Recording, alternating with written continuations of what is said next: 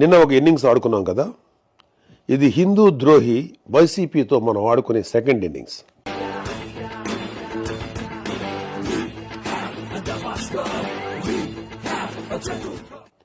మనందరం ఇళ్లలో నెయ్యి అంతో ఇంతో వాడేవాళ్ళమేగా.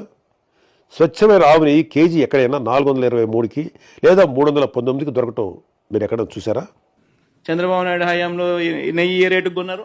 276 రూపాయలు 2015లో కొన్నారు టెండర్ల ద్వారానే. 2019 జనవరిలో అంటే ఆయన చివరి దాంట్లో 324 రూపాయలకు కొన్నారు.